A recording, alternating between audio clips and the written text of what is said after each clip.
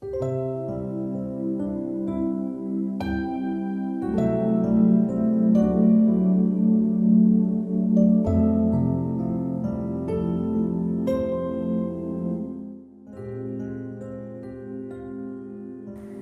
pagi Bapak Ibu Guru dan siswa-siswi terkasih.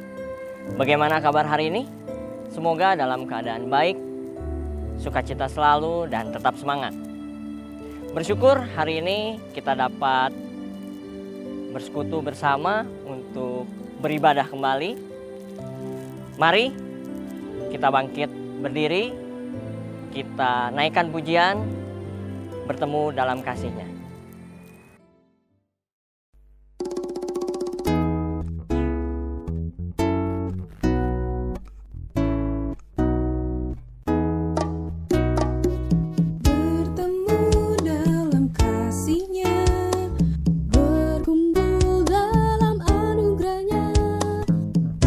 Sukacita semua di dalam rumah Tuhan. Kau saudaraku dan kau saudariku, Tuhan cinta dan mengasihimu. Mari bersukacita semua di dalam rumah Tuhan. Bertemu dalam kasih-Nya, berkumpul dalam anugerah-Nya, bersukacita semua di dalam rumah Tuhan. Kau saudaraku dan kau saudariku, Tuhan cinta dan mengasihimu. Mari bersukacita semua di dalam rumah Tuhan. Kau saudaraku dan kau saudariku, Tuhan cinta dan mengasihimu. Mari bersukacita semua di dalam rumah Tuhan.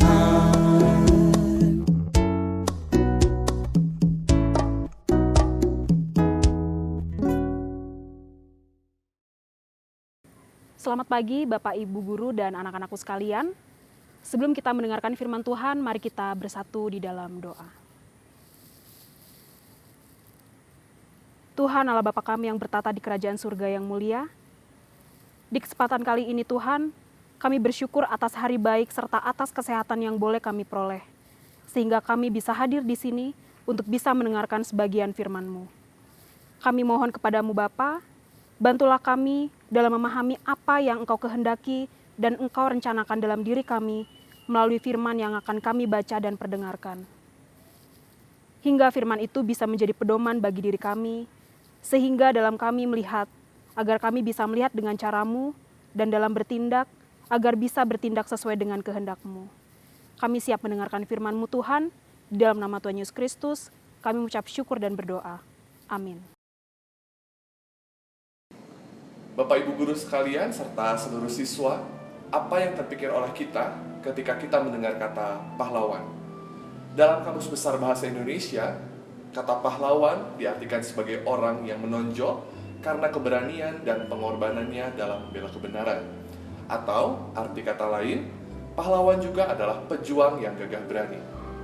Kalau kita melihat dan mengingat sejarah perjalanan bangsa Indonesia, ada begitu banyak pahlawan yang sudah berjuang untuk kehidupan bangsa ini.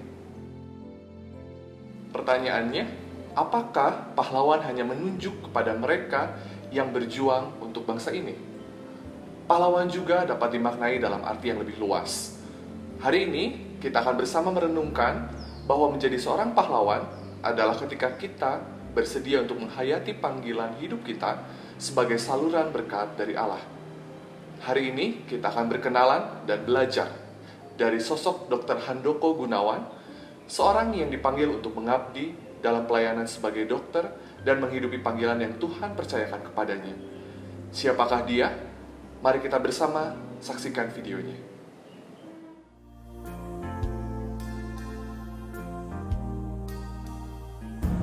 Perkenalkan, saya adalah Dr. Handoko Gunawan, spesialis paru. pada usia 80 tahun lebih, saya masih diberi kesempatan oleh Tuhan untuk tetap bekerja sebagai dokter. Pekerjaan saya adalah sebagai dokter paru di Rumah Sakit Geraha Kedoya dan Rumah Sakit MMC Jakarta. Yang mendorong saya untuk menjadi seorang dokter sebenarnya ayah saya, yang juga seorang guru penabur untuk 50 tahun. Dia menjadi kepala sekolah SMPK Pembangunan dulu dan mengajar di SMAK Pintu Air. Passion saya sebagai dokter, ya, dokter itu mempunyai suatu misi. Misinya yaitu harus menolong orang sakit. Untuk itu kami disumpah jabatan.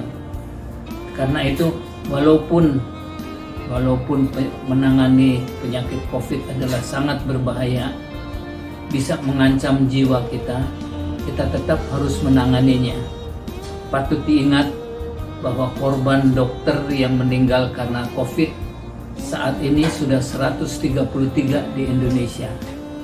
Jadi dan tentu dengan demikian kita harus menanganinya dengan sangat hati-hati. Tidak perlu takut, tapi juga jangan sembrono, sebab kesembronoan akan membawa bahaya. Dalam pelayanan sebagai dokter, kita menghadapi banyak tantangan. Tantangan yang terutama adalah kita menghadapi pasien-pasien yang sedang sakit. Kita menghadapi pasien-pasien yang kadang-kadang dalam kesulitan keuangan. Dan di dalam tengah kesulitan ini mereka sakit. Tidak heran bahwa mereka itu seringkali cepat marah, gelisah, dan tidak sabaran. Untuk itu sebagai dokter kita perlu kesabaran yang lebih dan ekstra. Terkait dengan COVID-19, kita mengetahui COVID-19 itu suatu penyakit virus yang sangat berbahaya. Dia menularnya dengan sangat cepat dan walaupun banyak sembuh, 96% diobati bisa sembuh, tetap masih ada 4% penderita COVID yang tidak berhasil sembuh dan meninggal. Penyakit COVID adalah penyakit paru-paru. Karena itu saya sebagai dokter paru tidak dapat lari daripada tugas ini. Kita harus tetap melayani penderita COVID. Tidak usah takut, tapi tidak boleh sembrono. Untuk itu, kalau ibu-ibu dan bapak-bapak lihat seorang dokter paru bekerja, maka kita harus melengkapi diri dengan APD, alat pelindung diri yang lengkap. Kita dibungkus seperti astronot, sehingga virus itu tidak dapat menyentuh kita. Sebab lalai sedikit, maka kita akan ikut dalam rombongan 133 dokter yang sudah meninggal. Hati-hati, tapi tidak boleh takut. Bagaimana dukungan keluarga terhadap pelayanan Bapak? Ya, keluarga tentu sangat khawatir melihat ayah dan kakek yang sudah tua kok masih menangani COVID. Tapi kita harus percaya bahwa kita melakukan sesuatu yang baik dan Tuhan pasti akan melindungi kita. Tapi syaratnya adalah kita harus waspada, tidak sembrono dan tidak ragu-ragu. Kebahagiaan saya ke dalam menangani penderita COVID adalah kalau kita dapat menenteramkan penderita COVID. Kita mengetahui COVID itu sangat menyeramkan. Kematian bisa datang dengan sangat mendadak. Jadi penderita COVID biasanya dalam keadaan sangat takut dan di depan mata sudah terbayang kematian. Istilahnya mereka sudah ingat-ingat Pondok Rangon dan Tegal Alur. Maka saya harus tenangkan mereka bahwa kalau mereka takut terus, mereka pasti akan pergi ke Pondok Rangon atau Tegal Alur. Tapi kalau mereka kuat, mereka beriman, tabah, maka tidak mustahil mereka gampang sembuh. Dengan demikian kita akan melihat perangai-perangai dari penderita COVID. ada yang pasrah dan dia akan cepat sembuh, ada yang ketakutan sekali, kesehatan memburuk, lalu masuk ICU, lalu akhirnya meninggal. Jadi pada penderita COVID yang penting adalah naikkan imun sistem dengan tenang, ya. Kalau kita gelisah, imun sistem kita tidak akan naik dan COVID tidak akan sembuh. Menangani COVID bukan berarti kita seorang jagoan, karena dokter-dokter yang menangani COVID tahu betul tidak ada jago-jagoan dalam penanganan COVID. Itu semata-mata keharusan kami sebagai seorang dokter. Sumpah jabatan waktu kita dilantik sebagai dokter mengatakan bahwa kita harus menangani pasien sebaik mungkin, semampu mungkin. Dan sumpah jabatan itu tidak akan kita telan. Kita akan maju terus, hati-hati, dan kita percaya Tuhan akan melindungi kita. COVID sudah mewabah, disebut pandemi. Pandemi berarti di mana-mana ada COVID. Pandemi mengatakan bahwa kalau ada seorang demam, batuk, maka dia adalah COVID, kecuali dibuktikan dia tidak COVID. Itulah pandemi. Every pneumonia is COVID, otherwise proven dalam bahasa Inggrisnya. Dan COVID itu begitu gampang menular. Jadi jagalah diri, cuci tangan yang teratur, jaga jarak, jangan lupa pakai masker, dan yang tentu saja jangan lupa berdoa. Sekian, terima kasih.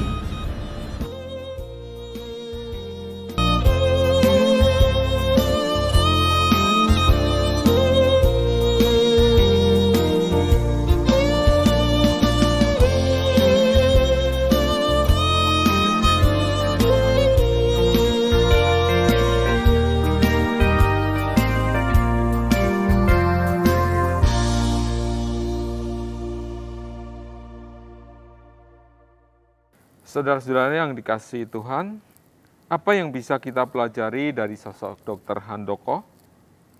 Sungguh istimewa. Dr. Handoko memiliki panggilan untuk menjadi dokter yang melayani masyarakat tanpa memandang bulu.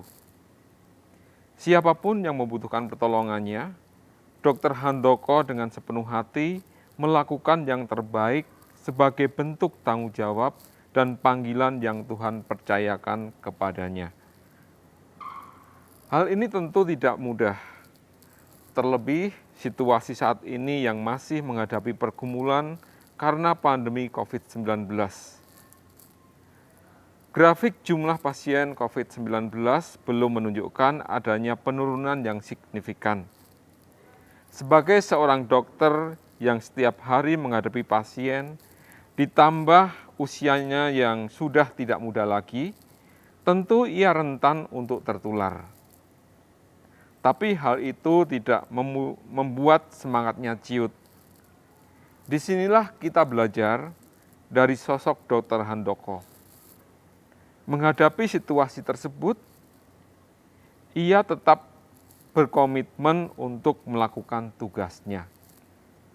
Meskipun berhadapan dengan tantangan dan pergumulan, ia teguh dan menghidupi apa yang menjadi panggilan pelayanannya, yaitu sebagai tenaga medis yang menolong pasien yang membutuhkan uluran kasih-Nya. Dalam merefleksikan kisah tersebut, hari ini kita mau belajar dari Yeremia. Yeremia 1 ayat 4-10. Ayat 4. Yeremia dipanggil dan diutus. Firman Tuhan datang kepadaku. Bunyinya, sebelum aku membentuk engkau dalam rahim ibumu, aku telah mengenal engkau. Dan sebelum engkau keluar dari kandungan, aku telah menguduskan engkau. Aku telah menetapkan engkau menjadi nabi bagi bangsa-bangsa. Maka aku menjawab, Tuhan Allah, sesungguhnya aku tidak pandai berbicara, sebab aku ini masih muda. Tetapi Tuhan berfirman kepadaku, janganlah katakan aku ini masih muda. Tetapi kepada siapapun engkau kuutus, haruslah engkau pergi. Dan apapun yang engkau perintahkan kepadamu, haruslah kau sampaikan. Janganlah takut kepada mereka, sebab aku menyertai engkau, untuk melepaskan engkau, demikianlah firman Tuhan. Lalu Tuhan mengulurkan tangannya dan menjamah mulutku. Tuhan berfirman kepadaku, sesungguhnya aku menaruh perkataan-perkataanku ke dalam mulutmu. Ketahuilah, pada hari ini aku mengangkat engkau atas bangsa-bangsa dan atas kerajaan-kerajaan untuk mencabut dan merobohkan, untuk membinasakan dan meruntuhkan, untuk membangun dan menanam. Yeremia adalah seorang nabi Allah. Apa peran seorang nabi? Nabi adalah penyambung lidah Allah. Ia menyuarakan apa yang difirmankan Allah kepada umatnya. Panggilan inilah yang ditujukan kepada Yeremia. Pemanggilan ini bersifat pribadi, bahkan sudah dituliskan sejak dalam kandungan. Ia dibentuk, dikenal, dikuduskan, dan ditetapkan sebagai nabi. Bagaimana respon Yeremia? Pada awalnya Yeremia menolak. Ia merasa tidak layak juga, tidak mampu mengemban tugas yang dipercayakan Tuhan kepadanya. Namun Tuhan meneguhkan Yeremia. Ketika ia memanggil hambanya, maka yakinlah bahwa ia pun akan memperlengkapi. Bahkan dalam situasi tersulit sekalipun, ia pasti menyertai. Yeremia pun menyambut panggilan Tuhan dan menghidupi panggilan dengan melakukan apa yang dipercayakan kepadanya dengan sebaik mungkin. Yeremia pun pada akhirnya menjadi berkat bagi umat Tuhan. Saudara-saudara yang kasih Tuhan, sebagai anak-anak Tuhan, kita semua juga dipanggil oleh Tuhan untuk menjadi berkat. Kisah dalam Alkitab dan kesaksian Dr. Handoko mengajak kita semua untuk terus menyambut panggilan Tuhan apapun profesi kita. Berapapun usia kita, termasuk kita sebagai guru maupun siswa-siswi BPK Penabur, kehadiran kita mestinya menjadi berkat dimanapun Tuhan menempatkan kita. Jadilah pahlawan dalam segala tugas dan panggilan kita dengan menggunakan setiap kesempatan untuk melayani Tuhan.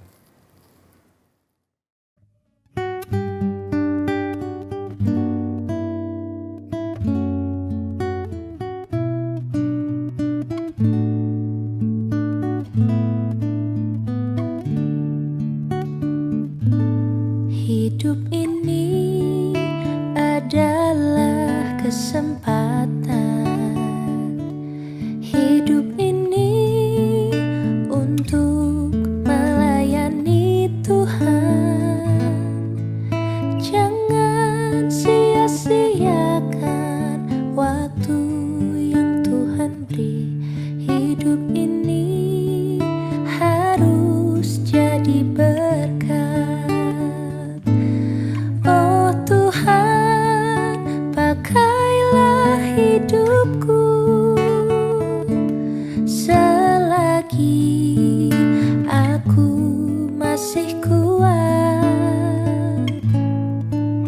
Bila saatnya nanti ku tak berdaya lagi, hidup ini sudah jadi berkat.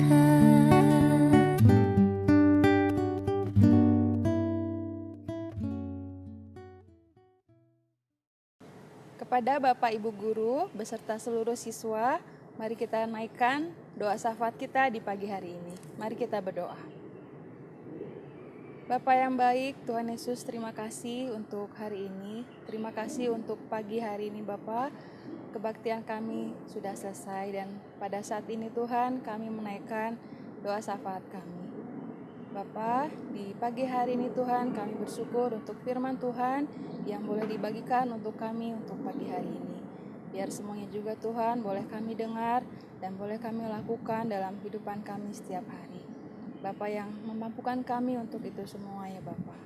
Tuhan, di pagi hari ini juga kami berdoa untuk seluruh siswa BPK Penabur ya Tuhan dalam kegiatan belajarnya dari rumah Tuhan yang saat ini kami masih ada di dalam keadaan pandemi ya Tuhan.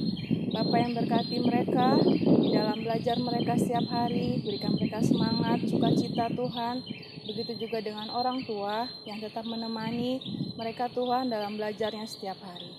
Begitu juga Tuhan dengan pekerjaan orang tua kami ya Bapa, Tuhan yang berkati. Supaya semua rezeki, semua penghasilan yang boleh didapat, boleh menjadi berkat untuk kami juga ya Tuhan, di dalam keluarga masing-masing ya Tuhan. Di pagi hari juga Tuhan, kami berdoa untuk seluruh kepala sekolah, untuk seluruh guru, untuk seluruh tenaga pendidik, begitu juga dengan karyawan di BPK Penabur ya Tuhan.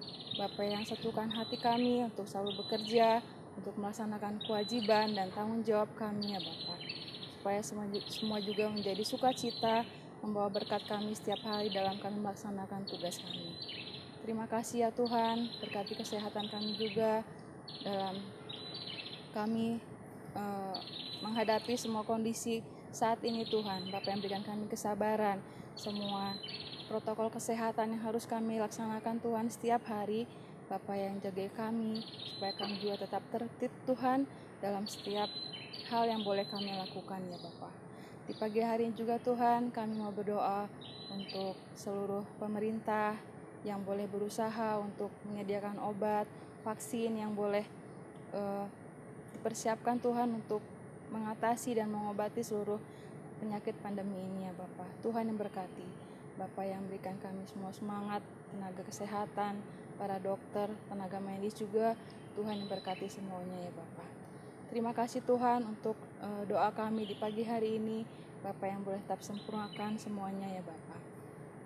Di dalam nama Tuhan Yesus kami sudah berdoa dan mengucapkan syukur. Haleluya, amin. Marilah kita menjadi pahlawan-pahlawan yang menghidupi panggilan dimanapun kita berada. Jadilah suluh yang menerangi dunia, karena Ia sang terang yang datang ke dalam dunia, menolong dan memampukan kita untuk melakukannya.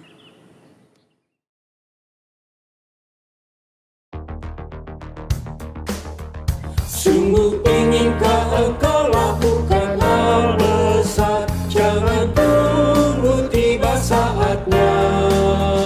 Kini tugasmu kerjakan dengan baik benar. Jadilah suluh dunia, jadilah suluh dunia, jadilah suluh dunia. Mungkin ada yang terhibur karena sinarnya, jadilah suluh dunia. Do not wait until some deed of greatness you may do. Do not wait to shed your light afar. To the many duties ever near you now be true. Brighten the corner where you are. Brighten the corner where you are. Brighten the corner where you are. Someone far from harbor you may guide across the bar. Brighten the corner where you are. Kasih karunia dan damai sejahtera dari Allah Bapa kita dan dari Tuhan Yesus Kristus menyertai kita kini dan selama-lamanya. Amin.